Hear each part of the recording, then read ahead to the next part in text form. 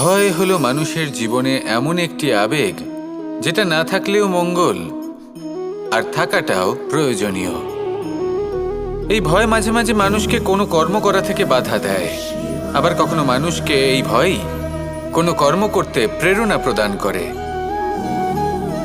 এবার যেমন মৃত্যুর পর আমরা স্বর্গলাভ করব নাকি নরক বাস করব, সেই বিচারটা ভয় হিসেবে মানুষের মনে ঘর করতে থাকে।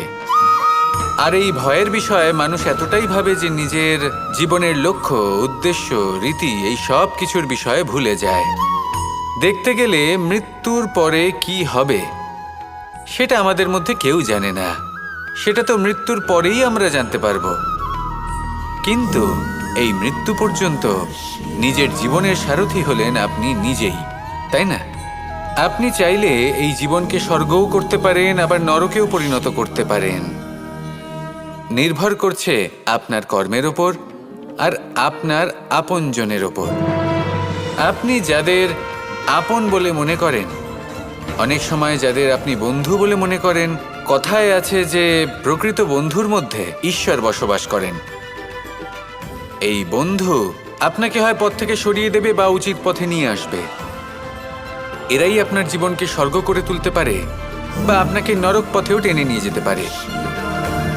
তাই জীবনে নিজের কর্মের বিষয়ে আর নিজের সঙ্গের বিষয়ে ভাবুন, সতর্ক হয়ে এগোন আর আমার সাথে ভালোবেসে বলুন রাধা রাধা।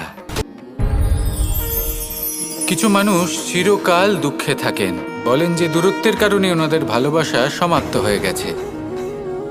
এমনও কিছু মানুষ আছেন যারা বলেন যে দূরত্বের জন্য ভালোবাসা বৃদ্ধি পায়। কেউ বলেন কাছাকাছি এলে ভালোবাসা বৃদ্ধি পায়, কিন্তু আসল সত্য হলো এটাই যে দূরত্ব ভালোবাসা পরিমাপ করার কোনো মাপদণ্ডই নয়।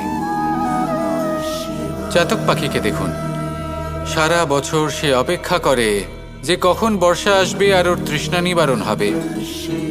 বর্ষার জল ছাড়া ও আর অন্য কোনো জল পান করে না। তাহলে বলুন, এই যে দূরত্বের জন্য ওদের ভালোবাসা কি সমাপ্ত হলো?